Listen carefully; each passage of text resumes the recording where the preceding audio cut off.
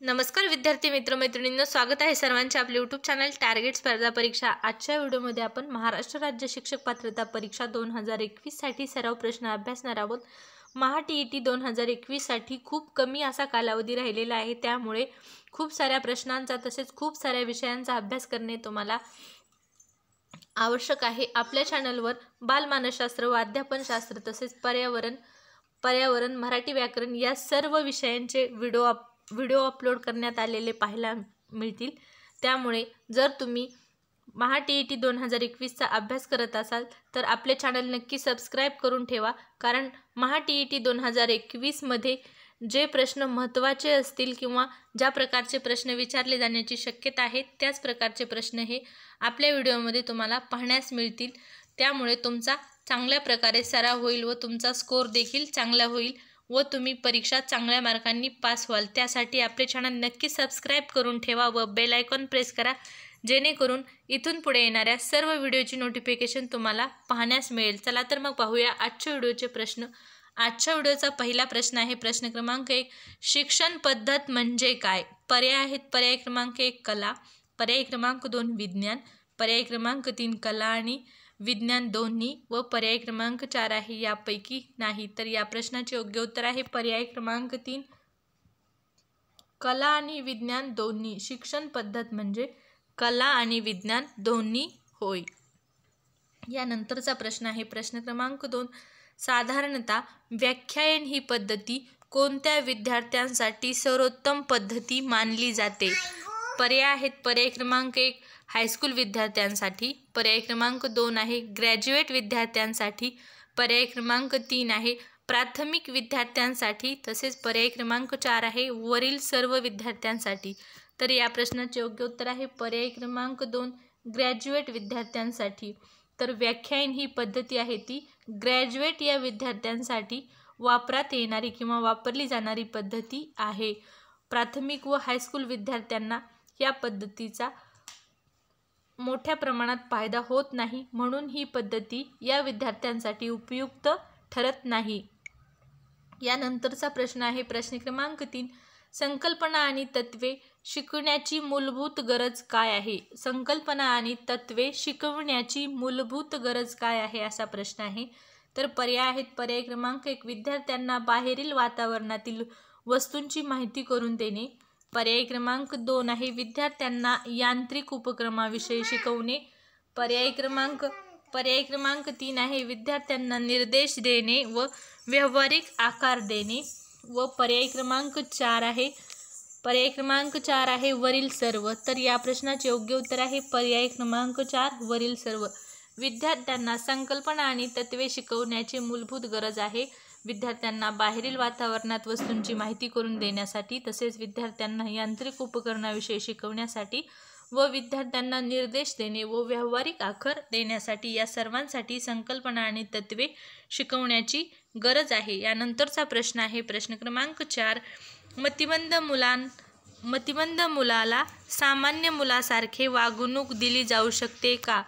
पर्याय आहेत पर्याय क्रमांक 1 हे विधान खरे आहे, हे विधान खोटे आहे, पर्याय क्रमांक 3 कधी कधी चांगली वागणूक दिली जाऊ शकते व पर्याय क्रमांक 4 आहे यापैकी नाही। तर या प्रश्नाचे योग्य उत्तर आहे पर्याय क्रमांक 2 हे विधान खोटे आहे, कारण मतिमंद जी मुले असतात त्यांना विशेष प्रकारच्या वागणुकीची आवश्यकता असते।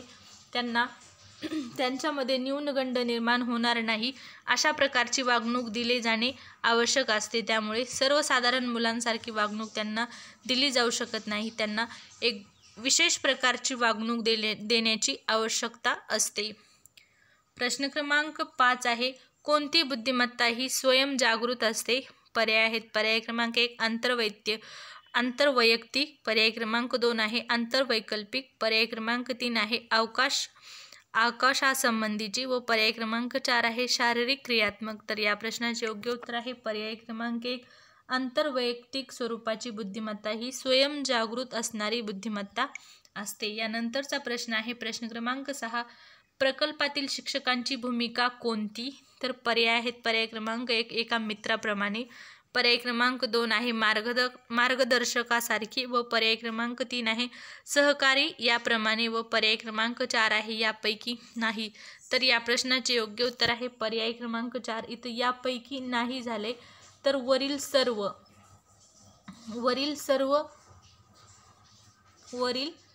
सर्व प्रकारची भूमिका ही प्रकल्पातील शिक्षकांची असणे आवश्यक आहे। म्हणजे एका मार्गदर्शकासारखी, मित्रासारखी व सहकार्याप्रमाणे वर्तणूक असणे आवश्यक आहे किंवा भूमिका असणे आवश्यक आहे। यानंतरचा प्रश्न आहे प्रश्न क्रमांक 7। एक कुशल शिक्षक कशाची खात्री करतो? पर्याय आहेत पर्याय क्रमांक 1 त्याच्या विद्यार्थ्यांमधील सहकार्याची भावना, पर्याय क्रमांक 2 आहे कोणताही निर्बंध न करता स्वतःच्या भावनांवर नियंत्रण व पर्याय क्रमांक 3 आहे त्यांच्या विद्यार्थ्यांमध्ये स्पर्धा निर्माण करणे, पर्याय क्रमांक 4 आहे परिस्थितीनुसार विद्यार्थ्यांमध्ये सहकार्य किंवा स्पर्धेची भावना निर्माण करणे। तर या प्रश्नाचे योग्य उत्तर आहे पर्याय क्रमांक 4 परिस्थितीनुसार विद्यार्थ्यांमध्ये सहकार्य किंवा स्पर्धेची भावना निर्माण करणे याची खात्री एक कुशल शिक्षक त्याच्या कार्यामध्ये करत असतो। त्यानंतरचा प्रश्न आहे प्रश्न क्रमांक 8 प्राथमिक शालेय स्तरावर आधुनिक भारतीय शिक्षकांचे वर्तणूक कोणत्या प्रकारे उत्कृष्ट केले जाऊ शकते? पर्याय आहेत पर्याय क्रमांक 1 अभ्यास केंद्रित, पर्याय क्रमांक 2 प्रकल्प केंद्रित, पर्याय क्रमांक 3 विद्यार्थी केंद्रित व पर्याय क्रमांक 4 आहे विषय केंद्रित। तर या प्रश्नाचे योग्य उत्तर आहे पर्याय क्रमांक 3 विद्यार्थी केंद्रित। प्राथमिक शालेय स्तरावर आधुनिक भारतीय शिक्षकांचे वर्तन हे विद्यार्थी केंद्रित असले पाहिजे। यानंतरचा प्रश्न आहे प्रश्न क्रमांक 9 अनुवंशिकता कशावर केंद्रित आहे? पर्याय आहेत पर्याय क्रमांक 1 अनुवंशिकता वाहक, पर्याय क्रमांक 2 मानसिक पातळी, पर्याय क्रमांक 3 भौतिक रचना व पर्याय क्रमांक 4 आहे शरीरशास्त्र। तर या प्रश्नाचे योग्य उत्तर आहे पर्याय क्रमांक 1 अनुवंशिकता वाहक या घटकावर अनुवंशिकता केंद्रित असते। यानंतरचा प्रश्न आहे प्रश्न क्रमांक 10 प्रमाणित उपलब्धीची चाचणी खालीलपैकी एक मुख्य उद्देश कोणता? प्रमाणित उपलब्धी चाचणीचा खालीलपैकी एक मुख्य उद्देश कोणता? तर या प्रश्नाचे पर्याय आहेत निष्पक्षता, पर्याय क्रमांक 2 वैधता, पर्याय क्रमांक 3 विश्वसनीयता। तर या प्रश्नाचे योग्य उत्तर आहे पर्याय क्रमांक 4 वरील सर्व। प्रमाणित उपलब्धी चाचणीचा वरील सर्व मुख्य उद्देश आहेत। तर या प्रश्नाचे उत्तर आहे पर्याय क्रमांक 1 निष्पक्षता। निष्पक्षता हा प्रमाणित उपलब्ध चाचणीचा एक मुख्य उद्देश आहे।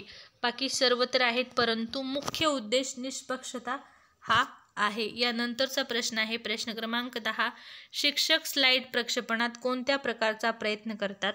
विद्यार्थ्यांचे मनोरंजन, पर्याय क्रमांक 2 विद्यार्थ्यांना प्रेरणा देणे, पर्याय क्रमांक 3 शिकविताना योग्य आणि संबंधित मिश्रण दाखवणे व पर्याय क्रमांक 4 आहे यापैकी नाही। तर या प्रश्नाचे योग्य उत्तर आहे पर्याय क्रमांक 1 विद्यार्थ्यांचे मनोरंजन।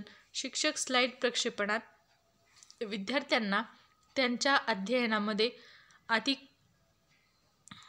रस यावा तसेच आवड निर्माण व्हावी यामुळे विद्यार्थ्यांचे मनोरंजन हे स्लाइड प्रक्षेपणात महत्त्वाचे असते। यानंतरचा प्रश्न आहे प्रश्न क्रमांक 12 आकलनादरम्यान इतरांबद्दल माहिती अधिक किंवा कमी प्रमाणात रूपांतरित होणे म्हणजे काय? तर पर्याय आहेत पर्याय क्रमांक 1 साचेबंद, पर्याय क्रमांक 2 अनुरूपता, पर्याय क्रमांक 3 अंकित करणे व पर्याय क्रमांक 4 आहे सामाजिकरण। तर या प्रश्नाचे योग्य उत्तर आहे पर्याय क्रमांक 1 साचेबंद। आकलनादरम्यान इतरांबद्दल अधिक माहिती किंवा कमी प्रमाणात रूपांतरित होणे म्हणजे साचेबंदपणा होय। यानंतरचा प्रश्न आहे प्रश्न क्रमांक 13 मूल केंद्रित पद्धतीमध्ये व्याख्यान आणि प्रात्यक्षिक करण्यासाठी शिक्षकाने कोणती सावधगिरी बाळगली पाहिजे? पर्याय आहेत पर्याय क्रमांक 1 प्रात्यक्षिक हेतूने प्रयोग व्यवस्था आणि उपाययोजनेचे आयोजन व व्यवस्था, पर्याय क्रमांक 2 आहे विद्यार्थ्यांना जिज्ञासा पूर्ण करण्यासाठी चरण पद्धतीने प्रात्यक्षिक करणे, पर्याय क्रमांक 3 आहे विद्यार्थ्यांना स्वतंत्रपणे वाचनाचे स्वातंत्र्य देणे व पर्याय क्रमांक 4 आहे वरील सर्व। तर या प्रश्नाचे योग्य उत्तर आहे पर्याय क्रमांक 4 वरील सर्व. यानंतरचा प्रश्न आहे प्रश्न क्रमांक 14. एखाद्याची आपली गुण मनोवृत्ती किंवा व्यक्तिगत प्रक्रिया इतरांना प्रदर्शन करण्याची किंवा प्रदर्शन दाखविण्याच्या प्रक्रियेला काय म्हणतात असा प्रश्न आहे. दर्शन झाले तर प्रदर्शन दाखविण्याच्या पद्धतीला काय म्हणतात. पर्याय आहेत. पर्याय क्रमांक 1 पूर्वस्थिती, पर्याय क्रमांक 2 प्रतिगमन, पर्याय क्रमांक 3 मनोरचना, पर्याय क्रमांक 4 आहे प्रेक्षेपण. तर या प्रश्नाचे योग्य उत्तर आहे पर्याय क्रमांक 4 मनोरचना. एखाद्याची आपली गुण मनोवृत्ती व्यक्तिगत प्रक्रिया इतरांना दाखवण्याच्या प्रक्रियेला प्रेक्षेपण असे म्हणतात. यानंतरचा प्रश्न आहे प्रश्न क्रमांक 15. एका व्यक्तीचा असा ठाम विश्वास आहे की संगोपनाचा त्याच्या मुलाच्या विकासावर अतिशयच परिणाम होतो, तो त्याच्याशी सहमत नाही होणार. याचे महत्त्व काय. तर हा प्रश्न आपण स्किप करूया, प्रश्न नीट टाईप झालेला नाही. तर यानंतरचा प्रश्न आहे प्रश्न क्रमांक 16. मूलभूत अधिकारांच्या अंमलबजावणीसाठी संविधानाने कोणत्या घटकावर विशेष जबाबदारी दिलेली आहे. पर्याय आहेत. पर्याय क्रमांक 1 राष्ट्रपती, पर्याय क्रमांक 2 सर्वोच्च न्यायालय, पर्याय क्रमांक 3 राज्य विधिमंडळ व पर्याय क्रमांक 4 आहे भारतीय संसद. तर या प्रश्नाचे योग्य उत्तर आहे पर्याय क्रमांक 2 सर्वोच्च न्यायालय. मूलभूत अधिकारांच्या अंमलबजावणीसाठी संविधानाने सर्वोच्च न्यायालय या घटकावर विशेष जबाबदारी दिलेली आहे. यानंतरचा प्रश्न आहे प्रश्न क्रमांक 17. नर्तक, खेळाडू, कारागीर यासारखे उदाहरणे कोणत्या घटकाअंतर्गत मोडतात. तर या प्रश्नाचे पर्याय आहेत. पर्याय क्रमांक 1 आंतरिक बुद्धिमत्ता, पर्याय क्रमांक 2 भाषिक बुद्धिमत्ता, पर्याय क्रमांक 3 सर्वसामान्य विषयक बुद्धिमत्ता व पर्याय क्रमांक 4 आहे शारीरिक क्रियात्मकता असा आहे शब्द शारीरिक क्रियात्मकता. तर या प्रश्नाचे योग्य उत्तर आहे शारीरिक क्रियात्मकता. नर्तक, खेळाडू, कारागीर यासारखे उदाहरणे शारीरिक क्रियात्मकता या घटकाअंतर्गत मोडतात. प्रश्न आहे प्रश्न क्रमांक 18. कोणी मुलांमधील बुद्धिमत्ता मोजण्यासाठी पद्धतशीर चाचणी तयार केली. पर्याय आहेत. पर्याय क्रमांक 1 डेव्हिड वेसलर, पर्याय क्रमांक 2 गाल्स्टन, पर्याय क्रमांक 3 बेनेट, पर्याय क्रमांक 4 हार्वर्ड गार्डनर. तर या प्रश्नाचे योग्य उत्तर आहे पर्याय क्रमांक 1 डेव्हिड वेल्सन यांनी मुलांमधील बुद्धिमत्ता मोजण्यासाठी पद्धतशीर चाचणी तयार केलेली आहे. प्रश्न क्रमांक 19 आहे प्रास्ताविक प्रश्न कसे असले पाहिजेत. प्रश्नाचे पर्याय आहेत. पर्याय क्रमांक 1 विद्यार्थ्यांच्या पूर्वीच्या ज्ञानावर आधारित, कठीण असून सोपे असले पाहिजेत, कठीण नसून सोपे असले पाहिजेत, पर्याय क्रमांक 3 एका शृंखलेत असले पाहिजेत व पर्याय क्रमांक 4 आहे वरील सर्व प्रकारचे असले पाहिजे. तर या प्रश्नाचे योग्य उत्तर आहे पर्याय क्रमांक 4 वरील सर्व. प्रस्तावित प्रश्न हे विद्यार्थ्यांच्या पूर्वज्ञानावर आधारित असले पाहिजेत, तसेच कठीण नसून त्यांची पातळी सोपी असली पाहिजे, त्यानंतर ते एका शृंखलेत असले पाहिजेत. म्हणजेच हे सर्व प्रस्तावित प्रश्न हे अशा सर्व प्रकारचे असले पाहिजेत. यानंतरचा प्रश्न आहे प्रश्न क्रमांक 20. रवी हा तुमच्या वर्गातील एक विद्यार्थी आहे. तो स्वतःला वर्गातील इतरांपासून वेगळा ठेवतो. तर अशा परिस्थितीत एक शिक्षक म्हणून तुम्ही काय कराल. हा एक उपयोजनात्मक प्रश्न आहे. परीक्षेमध्ये TET मध्ये अशा प्रकारचे उपयोजनात्मक प्रश्न हे वारंवार विचारले जातात. या प्रश्नाचे पर्याय आहेत. पर्याय क्रमांक 1 मूळ कारण समजून घेण्याचा प्रयत्न कराल, पर्याय क्रमांक 2 आहे त्याला इतर विद्यार्थ्यांपासून अधिक वेगळे ठेवाल, पर्याय क्रमांक 3 आहे मुख्याध्यापकांना त्याची माहिती द्याल व पर्याय क्रमांक 4 आहे वरीलपैकी काहीही करणार नाहीत. तर या प्रश्नाचे योग्य उत्तर आहे पर्याय क्रमांक 1 त्याचे मूळ कारण समजून घेण्याचा प्रयत्न कराल. यानंतरचा प्रश्न आहे प्रश्न क्रमांक 21. तुमच्या वर्गातील एक विद्यार्थी टायफॉइडमुळे अनुपस्थित होता. त्याच्या पालकांनी तुम्हाला त्याचा अपूर्ण राहिलेला अभ्यास पूर्ण करण्यासाठी वर्गातील एका विद्यार्थ्याचे पुस्तक देण्याची विनंती केली. तर तुम्ही एक शिक्षक म्हणून काय कराल असा प्रश्न आहे, उपयोजनात्मक प्रश्न आहे. तर प्रश्नाचे पर्याय आहेत. पर्याय क्रमांक 1, पालकांना त्याच्या परिसरात राहणाऱ्या विद्यार्थ्यांकडून नोटबुक तयार करण्याचा सल्ला द्याल. यानंतरचा प्रश्न आहे, पर्याय आहे, वर्गातील सर्वोत्तम मुलाला त्याचे पुस्तक द्यायला सांगाल. पुस्तक किंवा वही अपूर्ण राहिलेला अभ्यास पूर्ण करण्यासाठी वही देणे किंवा वही हा घटक, पुस्तकापेक्षा वही हा महत्त्वाचा आहे. तर इथं पुस्तकाऐवजी वही असा शब्द असायला पाहिजे होता. यानंतरचा प्रश्न आहे प्रश्न क्रमांक 3, पर्याय क्रमांक 3 आहे, पालकांना सांगाल काळजी करू नये, मूल स्वतःचा वर्ग अभ्यास किंवा वर्गकाम पूर्ण करून घेईल किंवा घेतील असे सांगाल. व पर्याय क्रमांक 4 आहे, पालकांना आपण या प्रकारात असमर्थ आहात असे सांगाल. तर या प्रश्नाचे योग्य उत्तर आहे पर्याय क्रमांक 2, वर्गातील सर्वोत्तम मुलाला त्याचे पुस्तक द्यायला सांगाल. यानंतरचा प्रश्न आहे प्रश्न क्रमांक 22 आहे, जर एखाद्या शिक्षकाचे व्यक्तिमत्व कमजोर असेल तर त्याच्या विद्यार्थ्यांमध्ये कमजोर व्यक्तिमत्वाचे गुणधर्म येण्याची शक्यता असते, याचे कारण काय? प्रश्न असा आहे, जर एखाद्या शिक्षकाचे व्यक्तिमत्व कमजोर असेल तर त्याच्या विद्यार्थ्यांमध्ये कमजोर व्यक्तिमत्वाचे गुणधर्म येण्याची शक्यता असते, याचे कारण काय? पर्याय आहेत. पर्याय क्रमांक, विद्यार्थी हा शिक्षकांच्या वर्तनाचे लघुरूप आहे. पर्याय क्रमांक 2, विद्यार्थी आपल्या शिक्षकांचे वर्तनाचे अनुकरण करतात. पर्याय क्रमांक 3 आहे, विद्यार्थी विकासाच्या टप्प्यातून जात असतात. व पर्याय क्रमांक 4 आहे, विद्यार्थ्याला शिक्षकांप्रमाणे वागल्यामुळे प्रोत्साहन मिळते. तर या प्रश्नाचे योग्य उत्तर आहे पर्याय क्रमांक 2, विद्यार्थी आपल्या शिक्षकाच्या वर्तनाचे अनुकरण करत असतात. म्हणून जर एखाद्या शिक्षकाचे व्यक्तिमत्व कमजोर असेल तर त्याच्या विद्यार्थ्यांमध्ये कमजोर व्यक्तिमत्वाचे गुणधर्म येण्याची शक्यता असते. यानंतरचा प्रश्न आहे प्रश्न क्रमांक 23, सामान्यतः बाल केंद्रित शिकवण्याच्या पद्धतीमध्ये शिक्षकांची भूमिका काय असते? पर्याय आहेत. पर्याय क्रमांक 1, समस्या प्रधान परिस्थितीची निर्मिती करणे. पर्याय क्रमांक 2 आहे, मुलांसाठी शक्य ती सामग्री आणि संसाधने एकत्र करणे. पर्याय क्रमांक 3 आहे, मुलांना त्यांच्या घटकाची मांडणी करण्यास मदत करणे. तर या प्रश्नाचे योग्य उत्तर आहे पर्याय क्रमांक 4.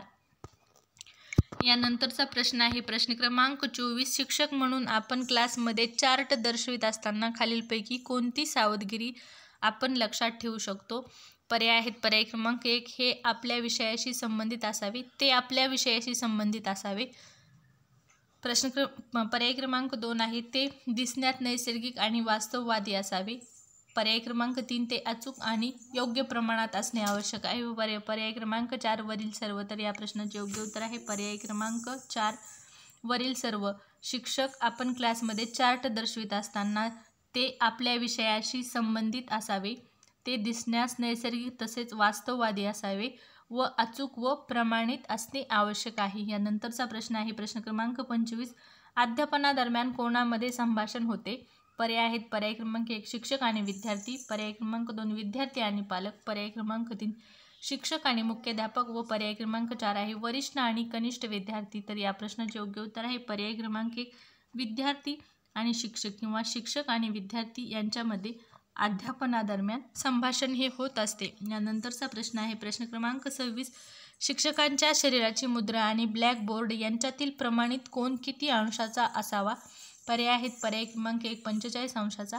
पर्याय क्रमांक 3, 300 अंशाचा. पर्याय क्रमांक 3 आहे 120 अंशाचा. व पर्याय क्रमांक 4 आहे 90 अंशाचा. तर या प्रश्नाचे योग्य उत्तर आहे पर्याय क्रमांक 1, 45 अंशाचा कोन शिक्षकाची मुद्रा आणि ब्लॅकबोर्ड यांच्या प्रमाणात असावा, म्हणजे यांच्यामध्ये असावा. यानंतरचा प्रश्न आहे प्रश्न क्रमांक 27, ब्लॅकबोर्डचा मुख्य प्रकार कोणता? पर्याय आहेत. पर्याय क्रमांक 1, लाकडी ब्लॅकबोर्ड. पर्याय क्रमांक 2, काचेचा ब्लॅकबोर्ड. पर्याय क्रमांक 3, सिमेंटचा ब्लॅकबोर्ड. व पर्याय क्रमांक 4 आहे वरील सर्व. तर या प्रश्नाचे योग्य उत्तर आहे वरील सर्व. आता सध्या लाकडी ब्लॅकबोर्ड, काचेचा ब्लॅकबोर्ड, सिमेंटचा ब्लॅकबोर्ड या सर्व प्रकारचे ब्लॅकबोर्ड आपल्याला पाहण्यास मिळतात, म्हणून ब्लॅकबोर्डचे हे सर्व प्रकार आहेत. यानंतरचा प्रश्न आहे प्रश्न क्रमांक 27. प्रश्न क्रमांक 28, आजच्या व्हिडिओचा शेवटचा प्रश्न, मूलभूत कर्तव्याची संकल्पना कोणत्या देशाच्या संविधानातून घेण्यात आलेली आहे? तर या प्रश्नाचे पर्याय आहेत. पर्याय क्रमांक 1 अमेरिका, पर्याय क्रमांक 2 इंग्लंड, पर्याय क्रमांक 3 रशिया, पर्याय क्रमांक 4 आहे जर्मनी. तर या प्रश्नाचे योग्य उत्तर आहे पर्याय क्रमांक 3 रशिया. मूलभूत